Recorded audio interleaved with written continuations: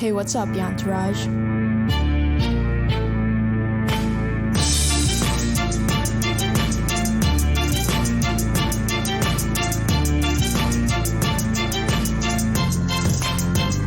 are on with Jan. Hey, what's up, Entourage? Welcome back to the newest episode of On with Jan. And today we have a returning guest, the triple threat, Dr. Christina Tracy Stein. Thank you so much for being back here again. I'm so excited to have this conversation with you today. Thank you, Yana. I'm really excited to be here. Yes. And today we're going to talk about what you do. Excellent. Okay. Well, I'm excited to talk about what I do. I know it's relevant to your audience as well as at your dojo. So I have a PhD in human sexuality. Okay. And I got that after working as a marriage and family therapist and working with a lot of couples and parents, individuals. And I realized after time just how important intimacy was for connection in relationships. And not just, so I kind of specialize in physical intimacy and emotional intimacy. And I sort of see how they all play into each other because I really believe that physical intimacy is so important and has to be cultivated. And that typically comes from cultivating and experiencing a lot of emotional intimacy. So they go hand in hand. I work with a lot of couples and I really help them connect more emotionally, communicate differently. Not a lot of my couples have to be struggling with a problem.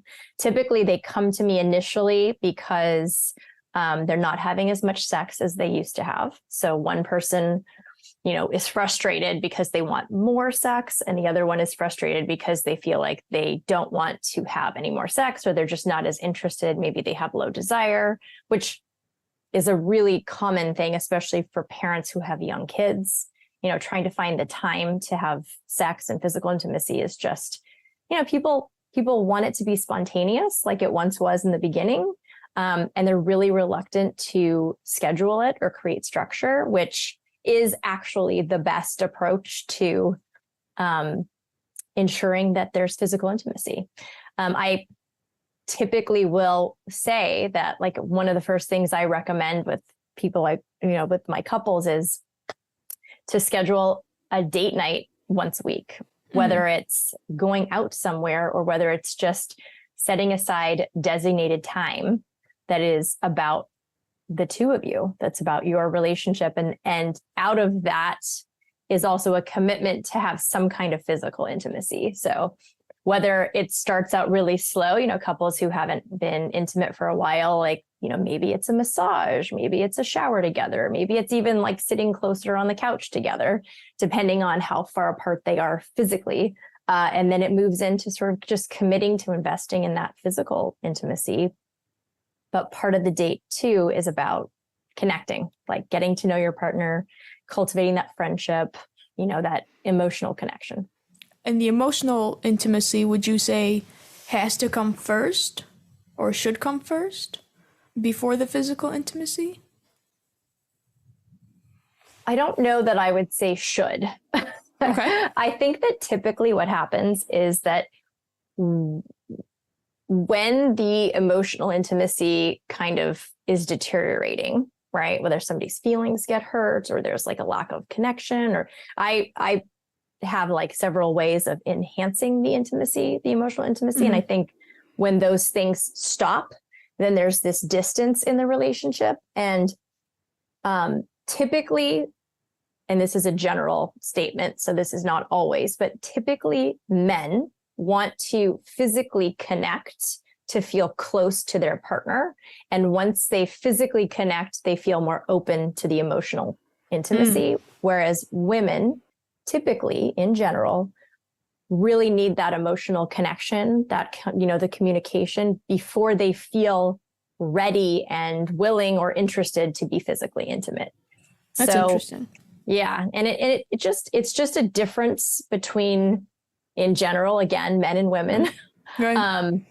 And so it's, it's almost like there has to be a compromise between the two. And in that it's like, hey, I'm going to give you emotional intimacy and you're going to give me physical intimacy, and it's a win-win for both of us. And ultimately we're going to feel more connected, on the other side. Yeah. So it does sound like all of this requires some form of structure over time, because the longer you are with somebody, the easier it is to get into like a comfortability level where you're not prioritizing some of those things the same as you did in the beginning. Right. Yes. Well, and also I think in the beginning of a relationship, there's like these 3 phases in a relationship, right? And the initial phase is, so people first come together and there's all these hormones and, there's testosterone and there's norepinephrine and all these things that like basically make your partner is like a drug. Yeah. And you're craving your high from your partner. And so you don't have to think about it because you're just drawn to be with them. So you're not planning to have a date. You're not planning to have sex because you're just craving it. And then once that fades and there's like greater attachment in the relationship, people sort of settle into this, like this romantic phase of, you're the center of my universe and I love you. But the sex, the like really intense primal desire for sex starts to fade. And then past that phase of the relationship, it becomes this very comfortable, familiar, mature connection. And that is when people most have to intentionally set time aside for each other. Or you become roommates. Yeah. So for people listening that maybe have never thought of it this way or have heard it this way, what are some of the things that they could look at within their own relationships or lives where they could say, oh, okay, maybe there's a disconnect here? What would be those areas where a red flag might pop up? Like we talked about the couch time. Oh, yes. I mean, so I would say like, just, are you checking in on a daily basis is one, right? Like, are you actually talking to your partner versus just like, I'm having my coffee, I'm running out of the house, I'm going to work, I'm getting home. Maybe we eat dinner and watch TV, or one of us eats at a different time because of work. And then we basically go to bed and spend 5 minutes talking. I think that if you get into that sort of lifestyle, then that's that would be a red flag for me. I would say, hey, like, at least set aside some time to talk to each other so that you're like connecting, that you're cultivating your relationship in some way. And yes, we talked about this idea that like, if maybe you watch TV together at night, but if one of you sits on the love seat and the other one is laying on the couch, there's this physical distance that if you just shifted and maybe sat together on the couch, that it would change your connection. Like, it creates more intimacy just being physically close to your partner and making space for them. And those are such small adjustments that we could make. Totally. Yes. That really don't even change your entire routine, or don't have to, depending on the couple and their circumstances. Yeah. I mean, it seems obvious, but people really don't think about how like just the little tweaks can make a big difference. Yeah. So when a couple comes into your office and they are presenting you with an issue in this avenue, aside from making time together, what are your other suggestions to them? So I guess I have sort of these like 5 ingredients for intimacy. And this is more in terms of like the emotional intimacy of the relationship, which obviously will support more physical intimacy because there will be more openness. But so I would say that the first one is appreciation. You have to appreciate your partner. You have to like let your partner know that whatever it is they're doing to contribute to your home, to your life, is meaningful, right? Because we all want to be acknowledged for our efforts. We all want to feel like we are valued and contributing something to our relationship and to our family. So offering appreciation, even if it's thank you, even if it's, just verbally acknowledging it, I think is a very powerful thing. It's also really helpful in disarming when a person is upset or frustrated. If you want to have a conversation with them, or you want to ask them a question or be curious about something, offering appreciation first is a great way to soften the conversation so that when you do bring something up, it lets your partner know that you're there as a companion, that you're being curious, that you're not there as an adversary, that you're not confronting them about something. So the defenses are down and they feel comfortable in whatever the next part of the conversation is. I'm glad you touched on that. I want to talk about that after we go through these 5 things. So I made a note. Oh, good. Excellent.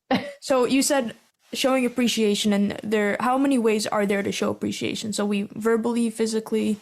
Yes. So there's a great book by Gary Chapman called The 5 Love Languages. And I talk about this a lot because I think it's really helpful. And the 5 love languages that he talks about are verbal affirmations. So that's sort of, thank you. It means a lot to me when you do this. I noticed you're working really hard on that. Just sort of verbally expressing gratitude. This can also be a card. If you aren't comfortable speaking out loud, which many people are not, you can send a card. I sometimes tell clients to write an email if that's the easiest thing for you to do. So just that verbal expression. There is gift giving. So, some people really are prone to giving gifts. Thank you. Here are flowers. Thank you. I got you this shirt or this necklace, just whatever, some kind of actual tangible gift. Acts of service is another way that people often show their appreciation. So, hey, I put gas in the car. I picked up your dry cleaning. I cleaned out the garage. Some kind of act that is helpful to the other person is sort of another illustration. Non-sexual touch. So hugs, holding hands, rubbing shoulders is very significant. Cuddling in bed, just wanting to be near, sitting on the couch, things like that. And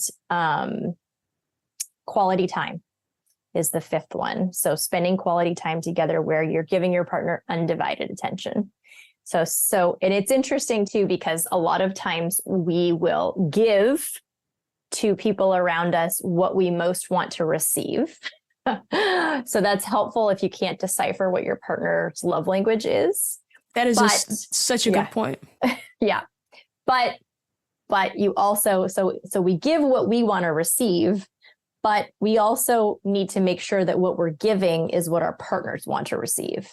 Right. So, I tell this joke about the fact that I've been with my husband for 18 years. We have 3 Congratulations. Kids. Thank you. That's awesome. And I remember for the first couple of years of our relationship, I was very sentimental and I would make, cards and scrapbooks and all kinds of sentimental things. And he was grateful, but it wasn't till a while later that I realized that it wasn't that meaningful to him. He would rather a practical gift, bag of socks would have meant more to him than a scrapbook. And so we've certainly adjusted over time, but it's definitely important to figure out what your partner wants and to make sure your partner knows what you want and need.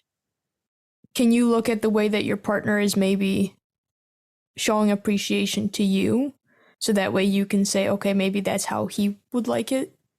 Absolutely. Yeah. Yeah. Oh yeah. No, it's definitely a good indicator because that's typically what we do is we give what we want. Mm-hmm. But it's helpful to also acknowledge that so that when you are doing things for your partner, they start to realize oh, they did this because they know this means something to me. Because I feel like people don't really have this conversation of how do you want appreciation shown? Yeah, exactly. They don't. And then people feel unappreciated. Mm-hmm. And this is one of the big wedges that creates this divide, because then it's just feel kind of sad or distant in their relationship because what they're doing doesn't seem to have value or isn't meaningful. Yeah. Which could be very frustrating if you're like you said, you're making these scrapbooks and you're spending a lot of time and effort, and your husband's I just wanted socks. Yes. You could be oh my God, you're not appreciating what I'm doing, Exactly. And that kind of snowballs. Mm-hmm. And it ends up being a confrontational conversation. So it's a way to avoid those. Yeah. Okay, so the first one is appreciation. First one is appreciation. The second one is reciprocity. So I really think it's important that you put in what you get out, or you take out what you put in, right? And so in a relationship, there has to be sort of an equal in and out. And when one person feels like they're putting in more than they're getting out, that's when resentment starts to occur. And it doesn't have to be the exact same thing, right? Because in a lot of relationships, people don't contribute the same. Sometimes one person is earning more money and the other person is maybe more domestic or more responsible for kids, or they contribute in a different way. And so it's not apples to apples, it's apples and oranges. And so I really think it's incredibly helpful for couples to actually have a conversation about what they think that they're contributing in the relationship and what they're getting out, so that both partners can say like, hey, you know, I'm spending this much time and energy doing these things, and you're spending this much time and energy, and this is the benefit of your effort. So like together, we are making this life possible, and let's highlight how we're each making that possible. How do you communicate that with a partner? I know you said, you know, like just have a conversation, but if it's gotten to the stage where maybe resentment has set in, how do you have that same conversation without maybe arguments or negative outcomes to ensure a positive outcome, so that way, you know, the other side is happy while you're still happy, you know?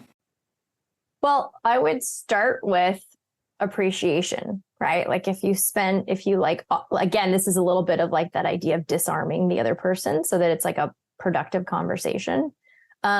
And I also think it's really helpful to like say your intentions.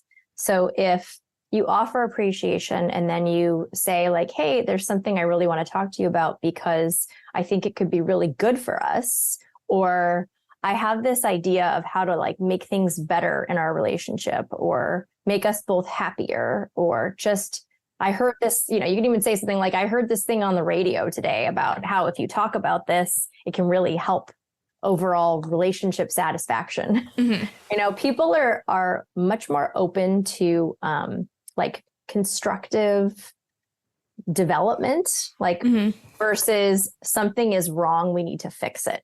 So when it's approached by, you know, as if it's like, hey, here's a way we can like make things feel better for us, or you can be happier and I can be happier, or we can both get more of what we want out of the situation. You mentioned if someone's the breadwinner and they're making most of the money, and then versus somebody else who maybe is doing the more domestic. How do you, and let's say this couple is having issues in this realm and resentment starts to build, how do you have the other side view the other side's efforts?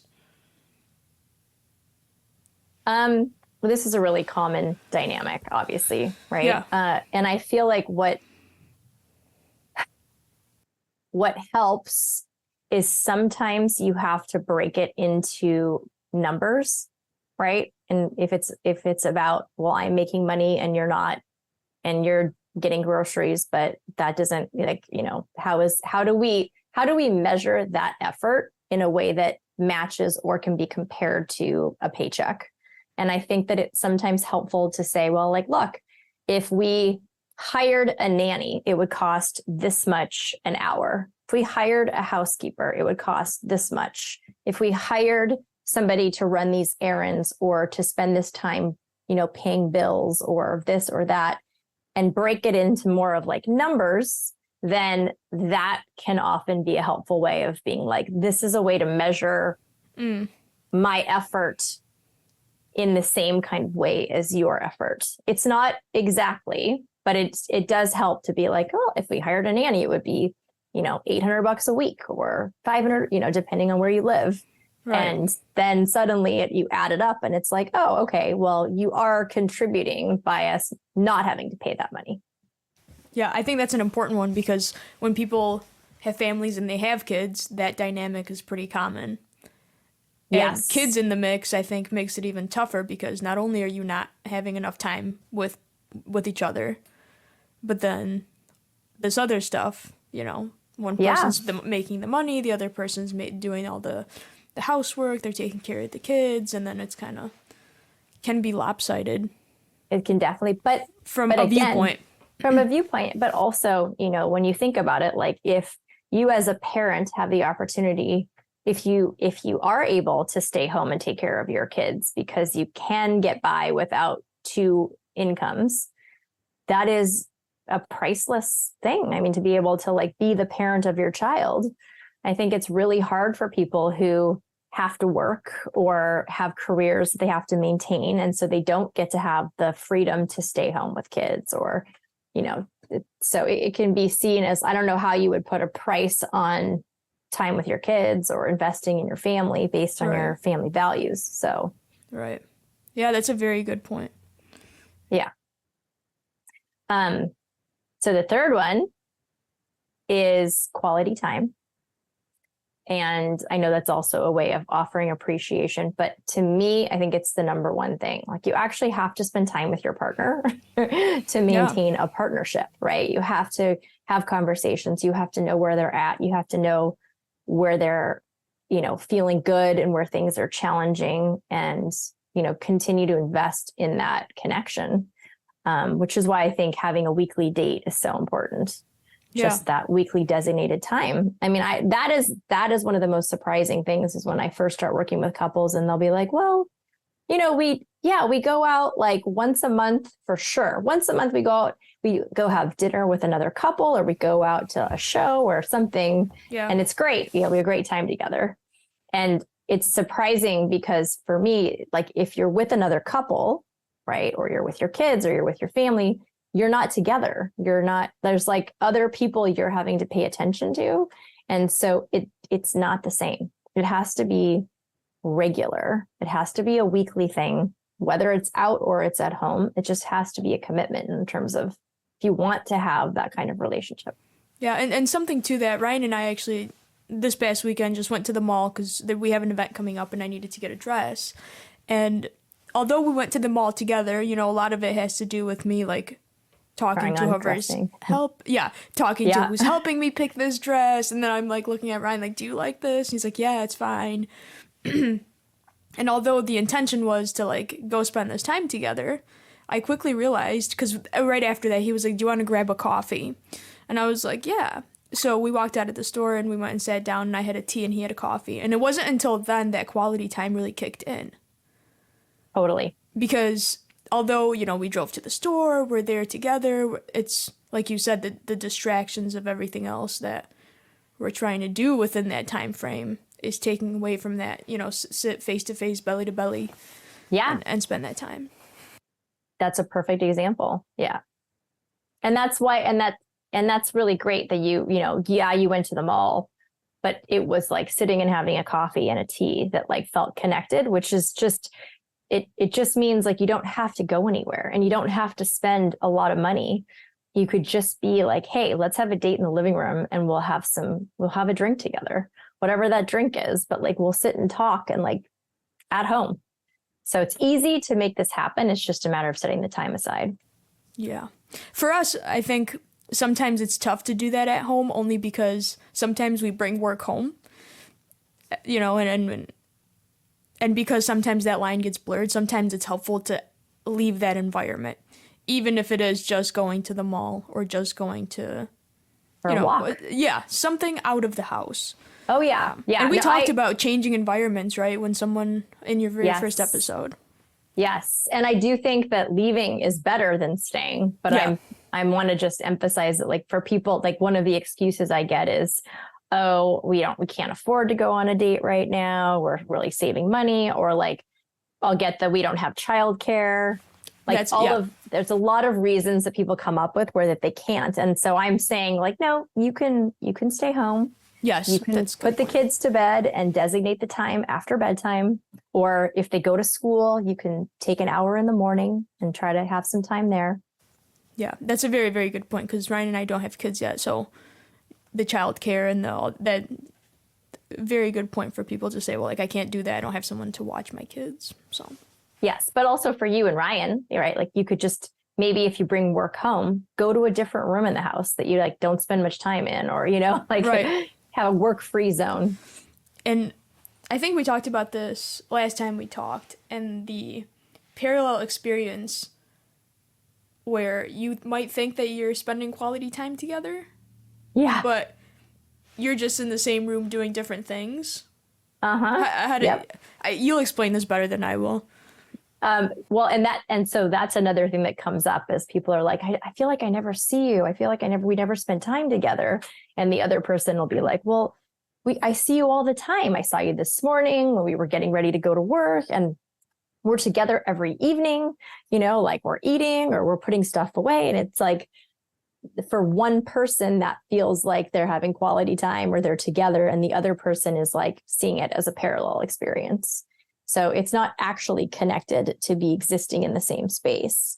But going back to love languages and like appreciation, sometimes that quality time together doesn't necessarily mean fully engaging with the other person. It just means being with the other person. So it could mean that like for them, quality time is like sitting and watching a movie together and actually having no communication. Or let's go like reading in bed, and you're each reading two separate books, but you're reading in bed together at the same time, could feel like quality time. Mm-hmm. So again, that's where it has to be sort of called out. I liked how when we talked about the couch example, and I mentioned to you how I always have to sit on the other side of the couch because I hate the middle of our couch, because it just like pushes my head forward. And you were like, just get a different couch. And it's so simple. Like, you would think you'd have to make all these changes and adjustments and pay attention to all these things, but like really, sometimes it's not fixing, the other person or yourself necessarily, but it's just fixing the environment. Yeah, remove the obstacle. Right. Yeah, definitely. I mean, and I think we talked about too, like the idea that sometimes, especially around sex and couples who do have kids, that there is this like lack of ability to relax or enjoy the experience or be present. And oftentimes the challenge in that scenario is that like those people just don't have a lock on their door, or they're afraid to lock the door. And the simple, solution of adding a lock to your door or locking the door is a game changer when it comes to being able to be present, because you're no longer vigilant for that door to open or somebody to, surprise you. Yeah, no, I just really like that concept of like remove the obstacle, because the obstacle may not even, be yourself or your partner. It might just be something that isn't working. Yeah, a bad couch. Yeah, a bad couch. Lock on the door. Exactly. So the fourth ingredient for intimacy is non-sexual touch. And that again is, a hug, holding hands, being physically close to someone. We really need this. Like, we really need to be touched in a non-sexual way. I mean, the same way, like they talk about when a baby is first born, how important it is to have skin to skin contact. I think we miss something in that we talk about babies being born and the baby skin to skin contact.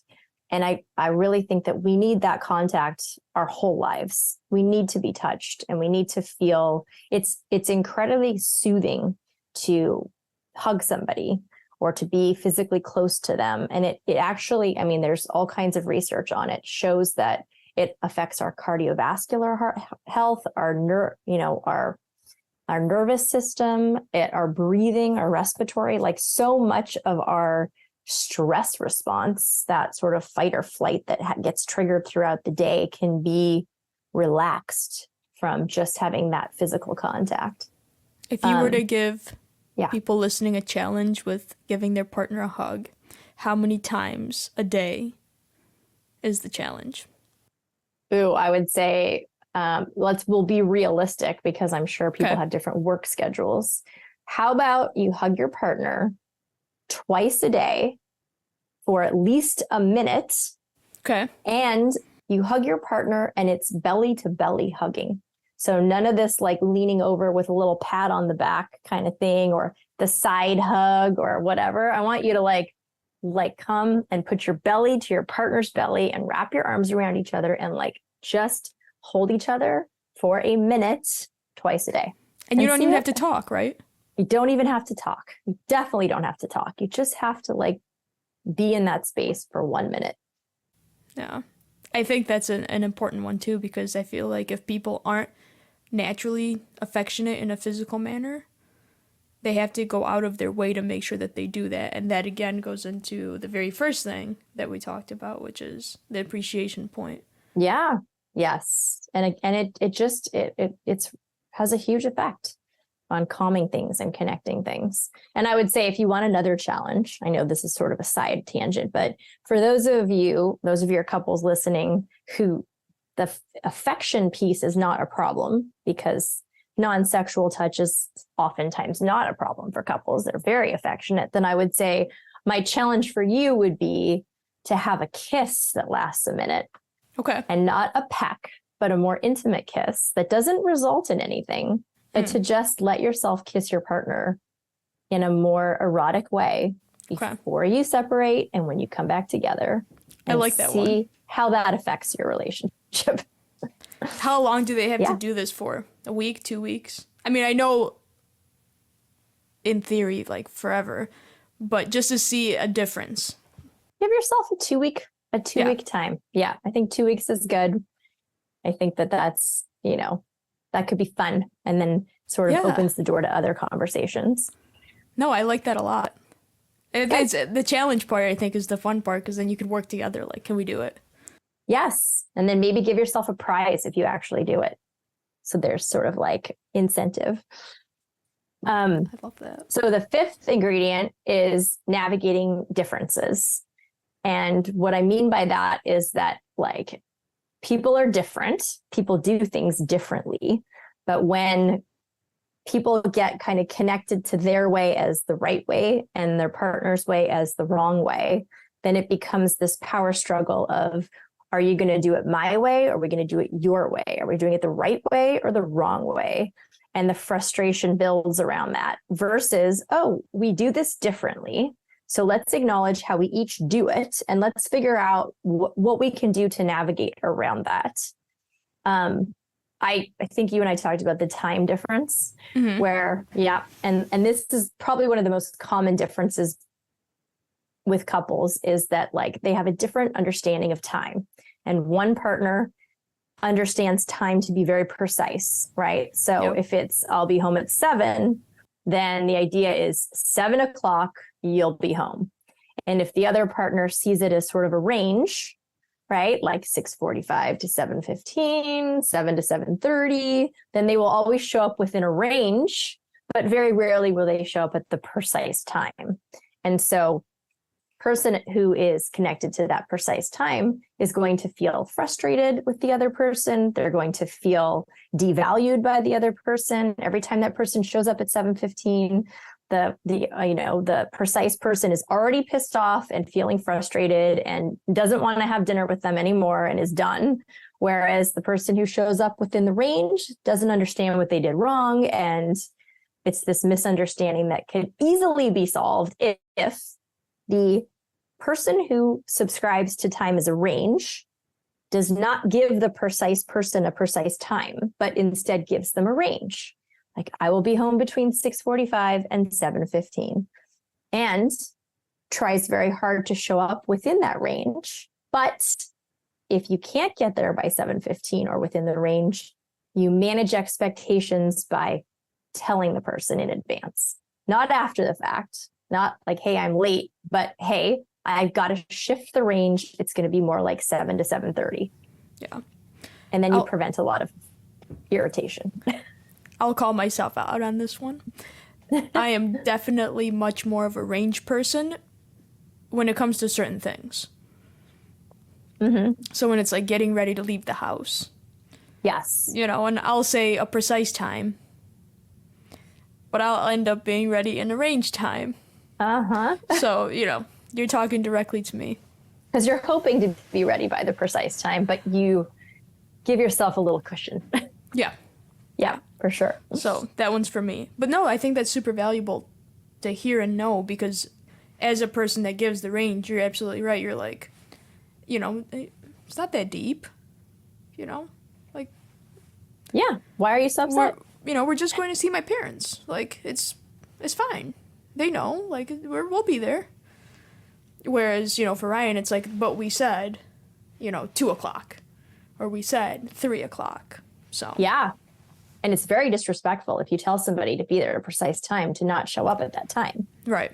It's a value system around time. But again, I think the most important piece is not like kind of how it's perceived. It's that like these differences exist all over the place. And if couples can point out their differences and acknowledge that they have to kind of find that middle ground of how are we going to negotiate on this, or how are we going to take each person's difference into an account and figure out how we navigate those differences versus do it my way or we do it your way.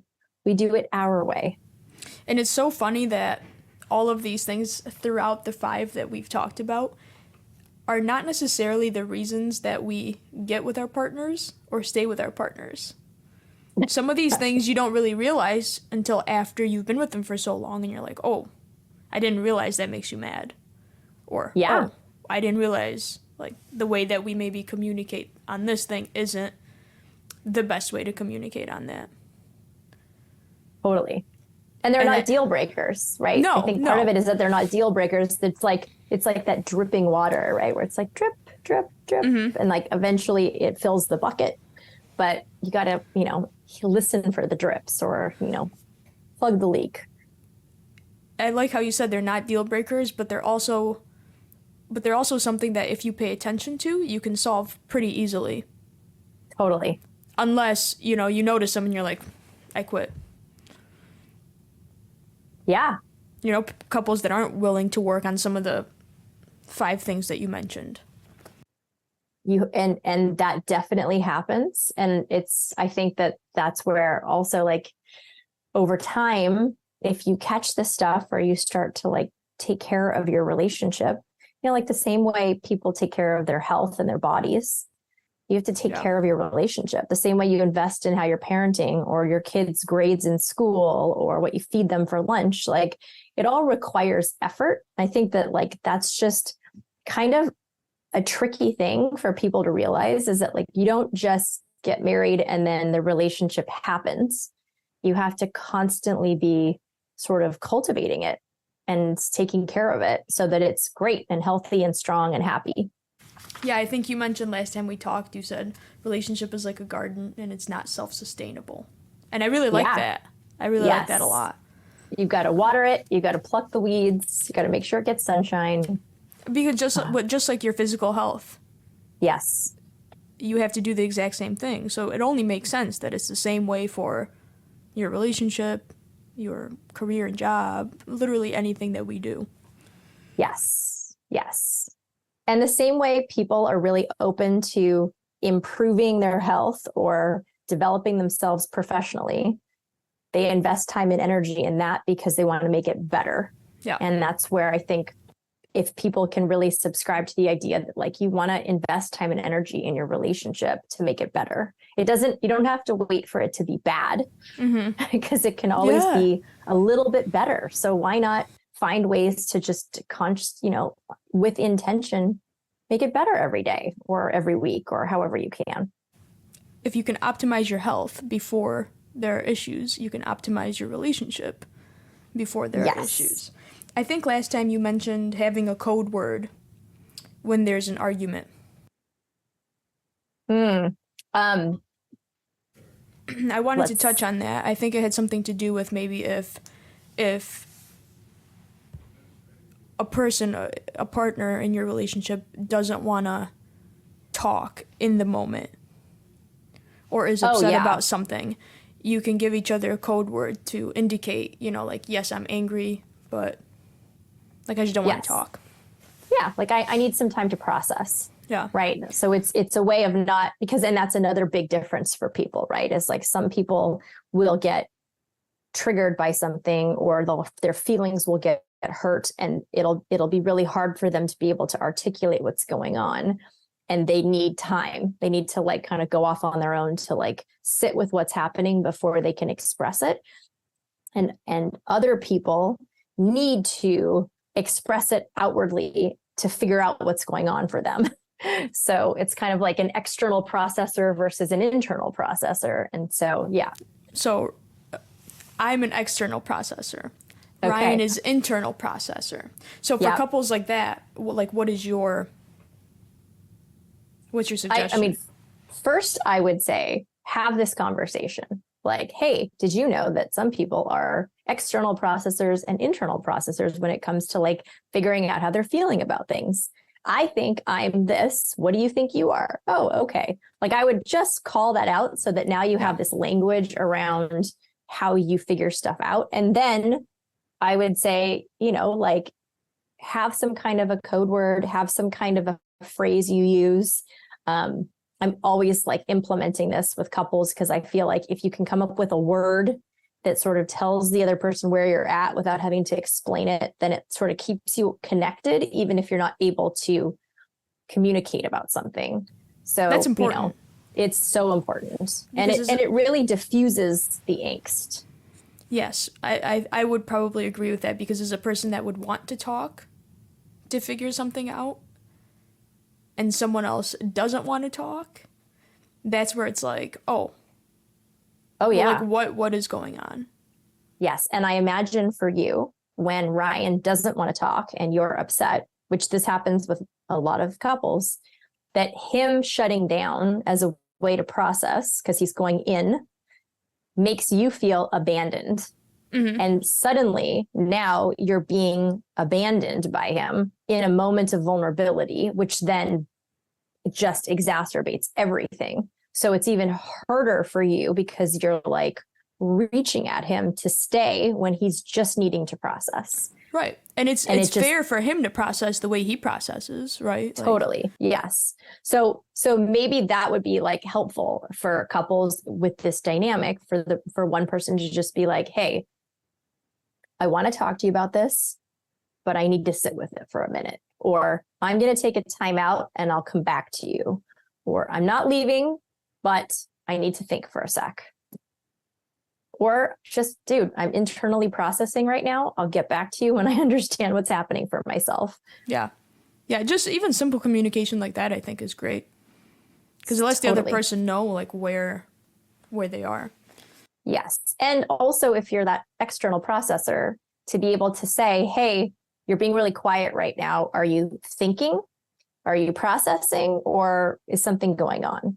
Because that's another kind of dynamic that happens where like there's a conversation and something gets proposed and the internal person goes quiet and the external person is like, oh, they're not interested in talking about this, or they have nothing to say, or they don't like what I'm talking about, and like interprets the quiet, and it's just the other person having a thought before they express it. Yeah.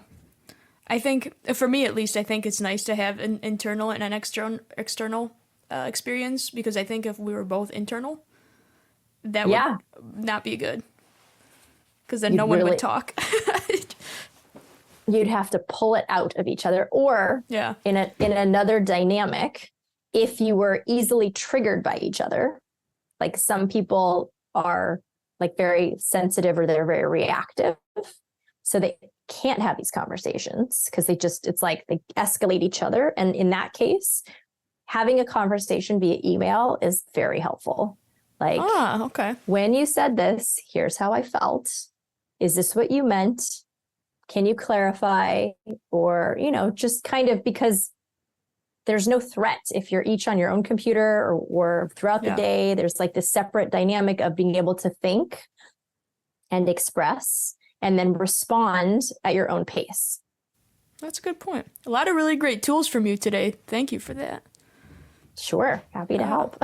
So we have a few challenges. Okay. What were the two challenges? We have the hug challenge. We have the hug challenge. And for those of you out there who are ambitious, you can also add a kiss challenge. Yes, and you can do both. You can do Yes. both of these. I think this is so great. I think that's so great. I Good. think, I know you mentioned this is great for dojo families, and I think it is, because although I work directly with the kids and the dojo works directly with the kids, I think it's important that kids go home to very loving and affectionate parents. Absolutely. And I think this is where that that kind of aims at. So I think that has been so great. So I want to thank you for being on this episode. I want to thank you for being a great friend and great mentor.